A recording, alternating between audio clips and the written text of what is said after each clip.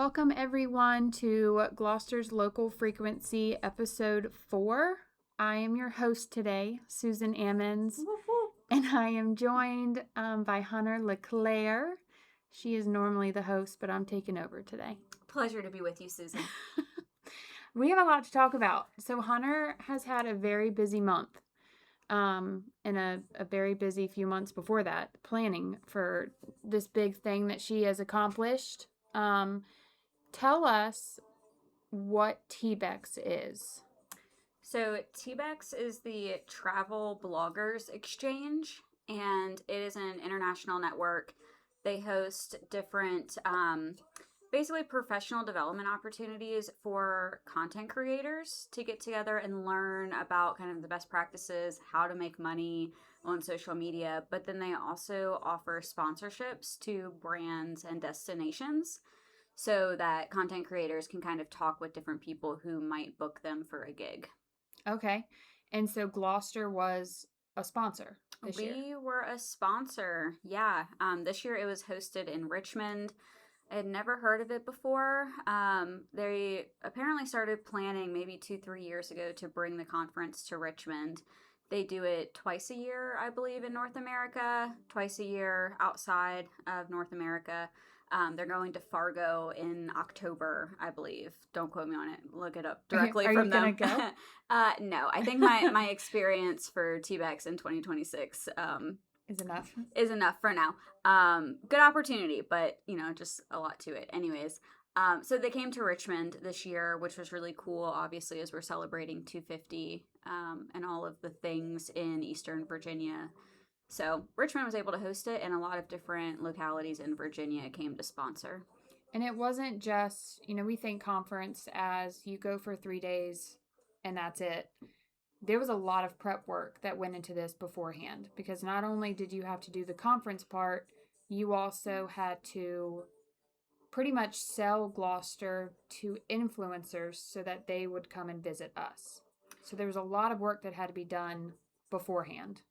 Yeah, so the arrangement was if a destination sponsored the event at a certain level, we were guaranteed a number of spots. So going into this, I knew I'd go to the conference and have a vendor booth and all that normal stuff you're used to, but we would have 4 content creators coming with us after the conference to experience Gloucester. So I had to put together an itinerary and kind of frame how we wanted to sell Gloucester, because I've learned being specific is necessary when it comes to destination marketing.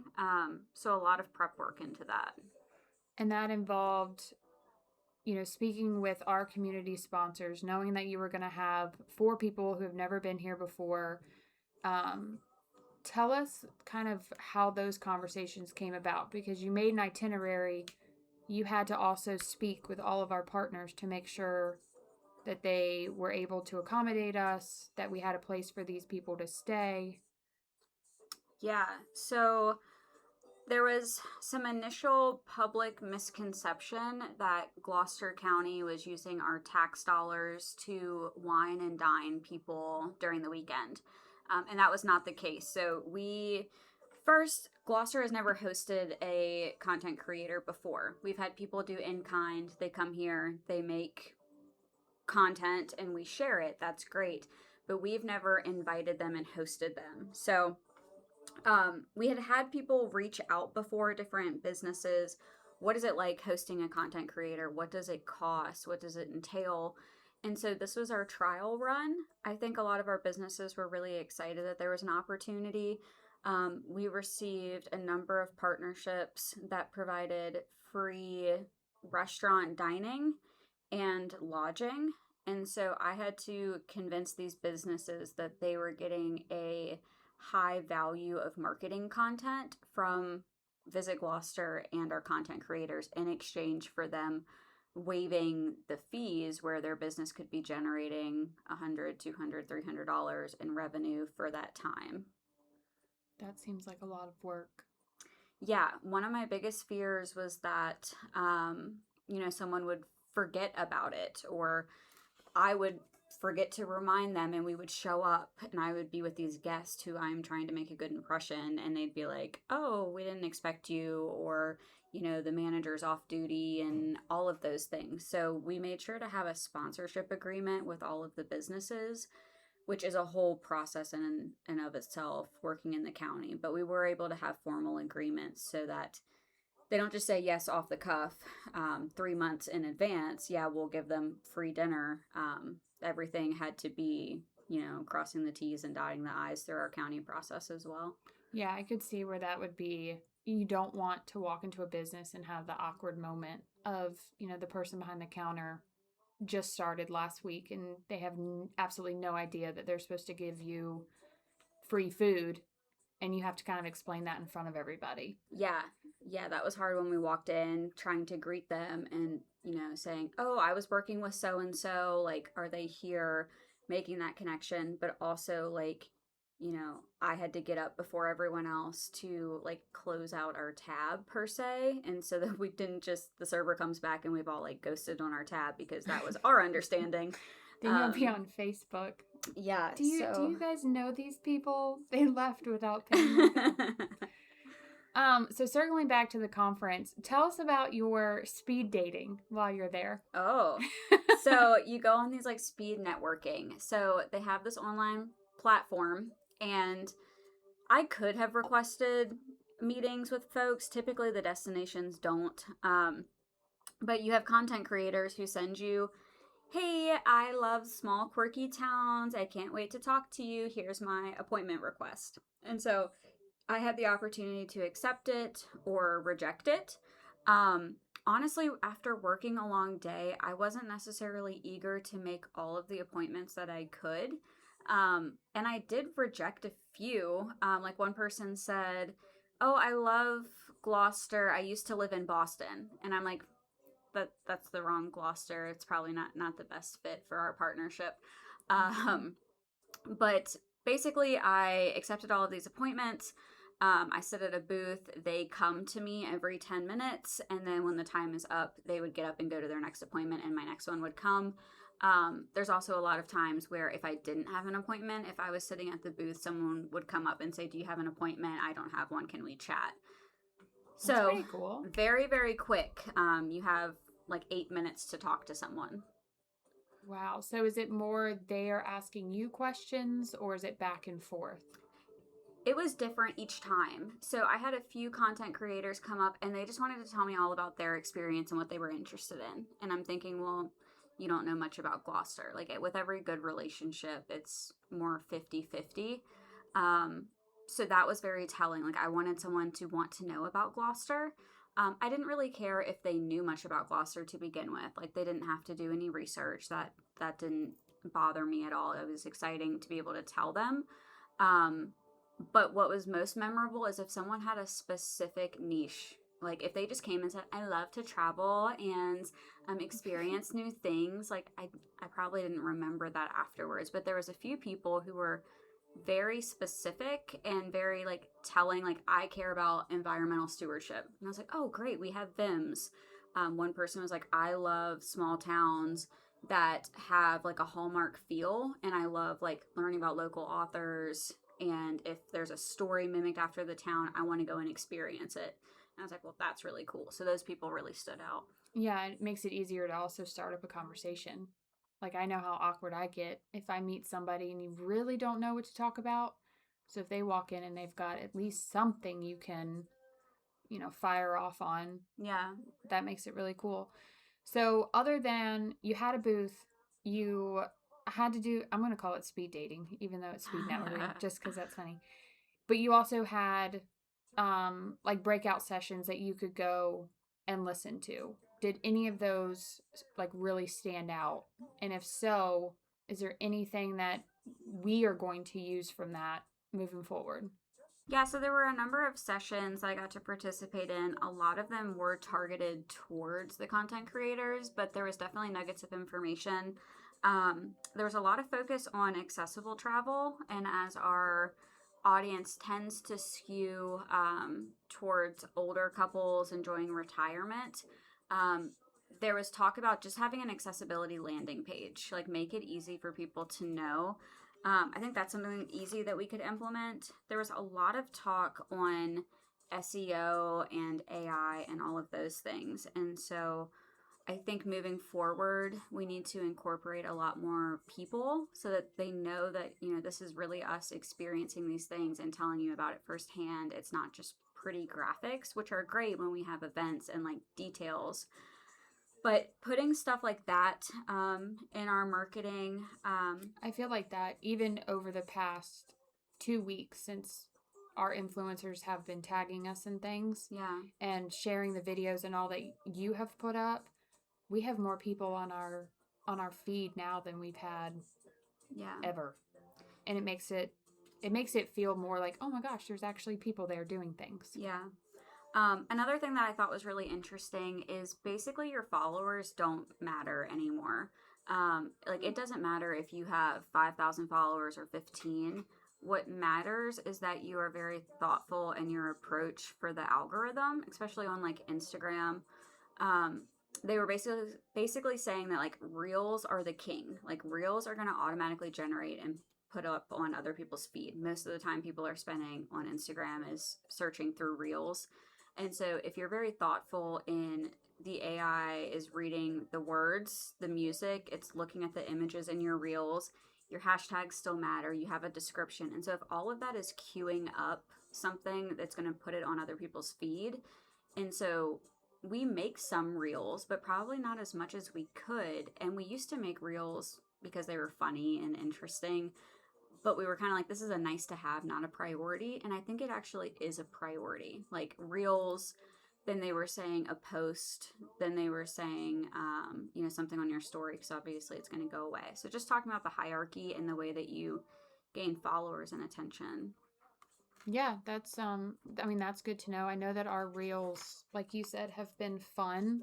But even seeing what other people have put up from other destinations, they're making content that's not necessarily like your funny reel. It's more of like, hey, come and experience this one place, and they've put it together in a video.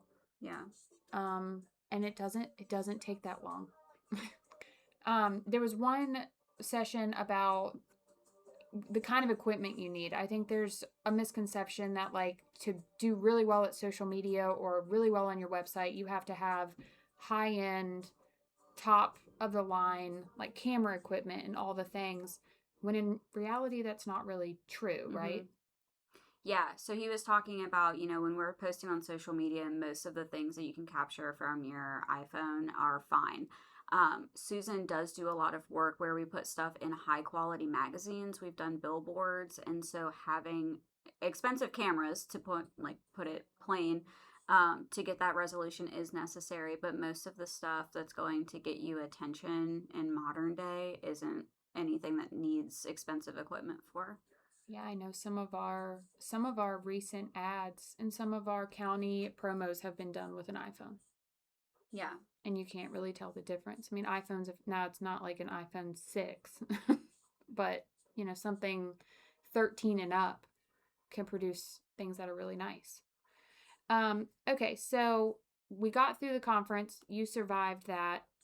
Then it was time to pick up our 4 influencers and bring them to Gloucester. How were you feeling at that point? Besides running on E and... Well, my family gave me a cold the week before. That's true. She was definitely ill the entire... I was really sick. Like, I do remember that. Yeah, I was like living off of cough drops, so that was awful. So yeah, we picked them up. I was nervous because there's a lot to manage, like we were talking about going into the restaurants, whatever. I also knew that I wanted to make a video of the experience.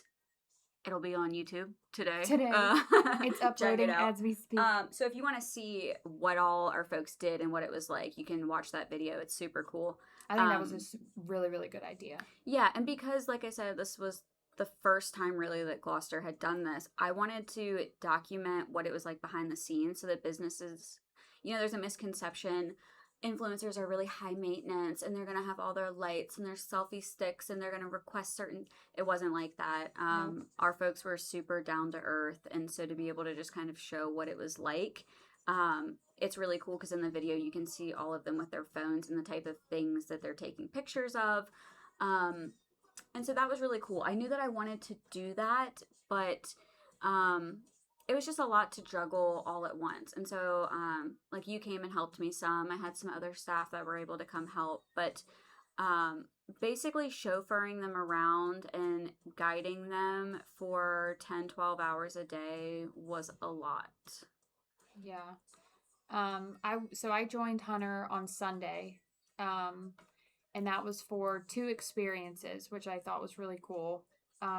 We went to Vim's. Of course, I have never been to Vim's inside. We ate at Scoots, so shout out to Gary because it was delicious.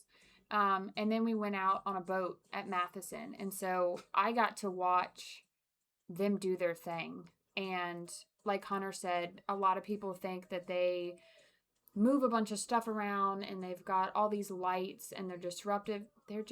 They're normal people. They just like to take pictures of their food first before they eat it. Honestly, I think we were more disruptive videoing them. I think you're right. And they had the best questions. Yeah. That was one thing I noticed is when we went into Vim's, I mean they were talking Jessica's ears off about oysters and all these kinds of questions that, I mean, I was learning something. Yeah, and when I was talking with some of them, like, you could probably argue either side of this, but from their perspective and our guests they were very good at what they did. Like, they took it very professionally, and so I'm sure that there's a whole spectrum of, how many followers and how many brand deals they get, whatever. But they really take this as a job. And so when I was talking to them about, but you travel all the time, they were like, it's actually kind of exhausting because, and I could see it then. I knew they were getting tired Saturday night, Sunday night.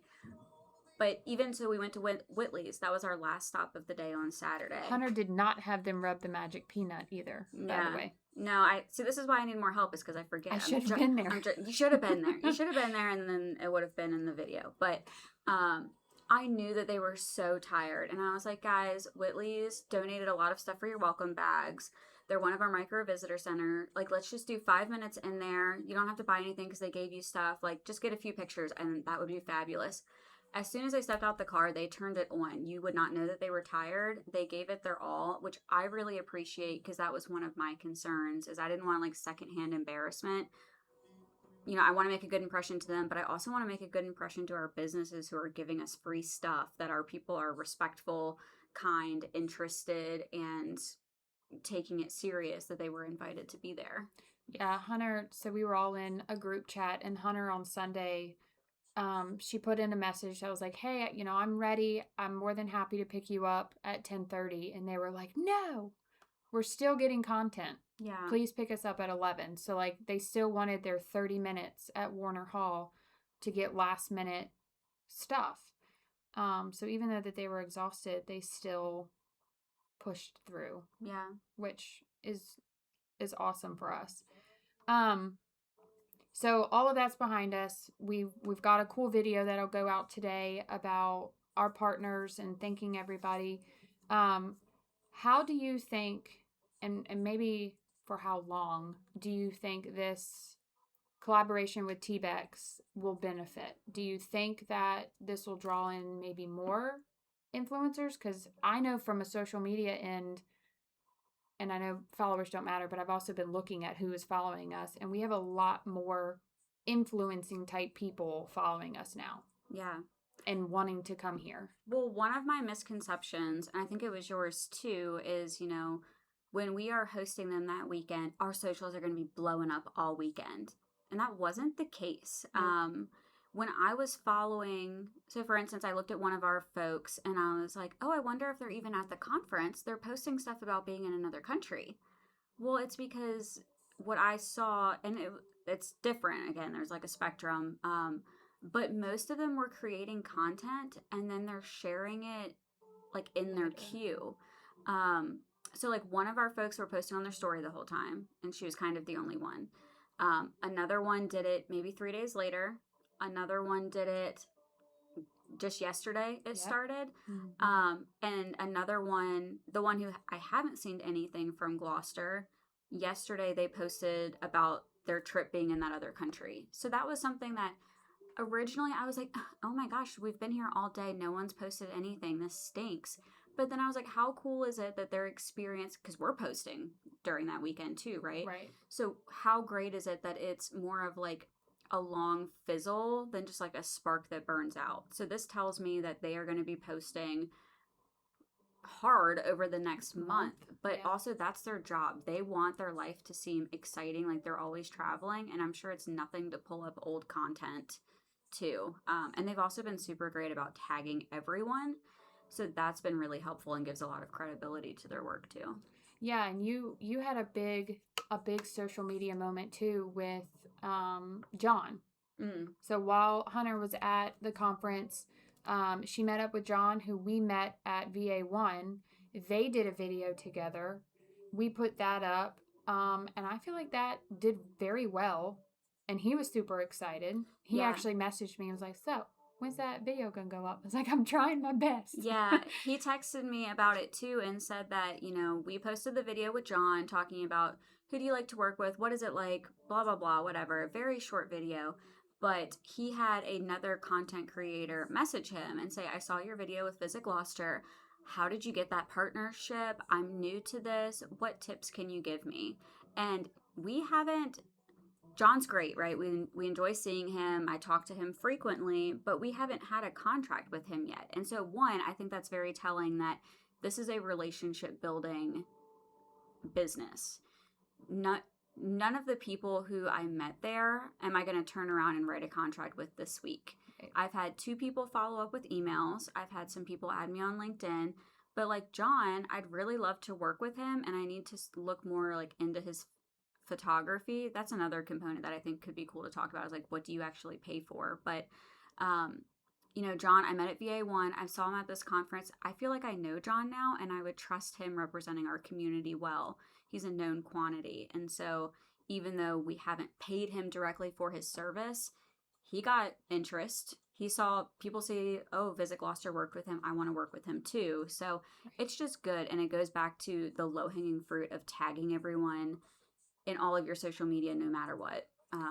Yeah, and I mean, you met John in November of last year? Yeah. So, I mean, it's great that you can see people, and we're seeing people at more things now, and you get to know them. And we hope to work with John in the future. Yeah. But I thought that was really neat. We're building connections we didn't know we needed. So, is there anything about, and be nice, is there anything about TBEX, influencers, kind of like wrapping up the whole experience, that either you want someone who might be thinking about this, like another destination that might be thinking about bringing people in, or influencers themselves coming? Yeah, there's a few things that I learned. One, very like specific and technical, but like I said, the restaurants were giving us free food for them to come photograph and talk about their experience at this restaurant. Well, I never really thought about what that meant for servers, and we're a little bit different because we're the county, right? So like our whole cash handling process is tough. But when I left, I was just like, okay, like, they contracted to give us 4 meals, and those 4 meals went to our creators, and we're going on about our life. But I didn't really think about the server who may not be in tune to our whole business relationship, and that they put on a heck of a show to give people great hospitality. So I had to come back, and I'm writing, we'll be able to issue a gratuity to those servers. So that's something that moving forward, I would be more prepared so that I don't leave a bad taste in the business mouth, because they won't get that check for a while. So that's one thing, is to be more prepared and kind of understand the changing hands. Obviously, that they're not going to post right away. That was something that I learned. I also learned that, one, I didn't see a single selfie stick at the conference. Hunter, so the day that she went to leave, she was like, I don't have a selfie stick. So we went to Walmart, got a selfie stick and a microphone, Yeah. which the microphone got used, but I got a text and it was like, I have not seen a single selfie stick. Yeah. So those must not be cool anymore. No, so I think, I did see a few come out like later on for specific things, but I was expecting travel content is not the same as lifestyle and fashion content. Our folks were very down to earth, and it wasn't about them. It was about the destination and the experiences that people can have. And so I assumed that everyone would be very comfortable on camera, which I realized was not necessarily the case. So they were still welcoming, and I still got footage of them taking pictures, etc. But they weren't necessarily, yeah, let me jump on camera and say hi and talk about all the things. So I just assumed, your life is on social media, that involves you, but having like their faces and voices so prominent wasn't their focus. So that was something different. So do you think you'll use your selfie stick in the future? I made my videos with the selfie stick. Oh, those were good. Okay. Yeah, that was cool. I also think because I'm so short, I'll need to use the selfie stick to get like good angles, like over, to knock my cereal off the top shelf. I'll use my selfie stick. Things. Yeah. So that was interesting. I think just like being flexible, and there was some points where I had a full itinerary and we had to kind of pivot from that based on the interest. Like, I didn't plan to go to the village blacksmith, and I was walking down Main Street and told one of the folks about, there's this village blacksmith. He's been on like National Geographic and stuff. And he's like, can we go there? And I was like, well, let me call him. And luckily, most of our businesses were like, yeah, sure, come on. So George put on a heck of a show at the village blacksmith, and I saw the footage from the phone. Like, our content creator was like, look at these cool pictures I got. So because he was so excited, I have faith that a larger feature will be coming on his channel. But, I had to be flexible to say, well, these are the times and we got to stay on schedule. And at some point you do, but it was more important for me to have them have a meaningful experience and have time to get the content that's going to speak to their audience. Very cool. So that was a lot. And I'm glad you're back and we don't have to do that again for a while. You're done with conferences for a little bit until we already talked yesterday about buying our tickets for VA1 this year. So if anybody's listening that goes to VA1, Hunter and I will be there. Yeah, let us know if you're going. Hopefully the water park's open. We'll see. I don't know about that. I have seen drone footage, and the place is gigantic. Yeah. We are definitely going to... So I track Hunter, and Hunter tracks me now. So if we get lost and I see that Hunter's riding on a water slide, I'll be able to find her. Well, and I also, like I said, we met one of the folks, John, has a marketing company, and so we met him at VA1, and then he was here. So I was talked to one of the content creators who is from Maryland and does a lot of work in like DC and Virginia, and I was like, have you considered going to VA1? Like, all of our destinations are there. And she's like, oh, like, could I do that? Can like small businesses? And I was like, yeah, that's how I met John, and she knew John too. So I was even advertising for the VA1 conference. Come hang out with us. Now we have to go. Yeah. Well, very cool. Well, this has been good. So that is a wrap for TBEX and our very busy conference month. Hunter and I are going to be back for episode 5, and it'll be focused on volunteering, a really cool portal that Hunter has found and is implementing for us. And we are already going to talk about Daffodil Festival 2027. Yeah, it's coming up quick. And so hopefully we'll have some new staff. We're trying to get some more volunteers to help out with that. So just kind of want to think through how to get people motivated around doing events that really bring our community to life. Like, what do they love about our events, and how can we use that as a tourism asset? Very cool. I cannot wait for that. It will have to be after my vacation because I'm peacing out. Cheers. Thank y'all.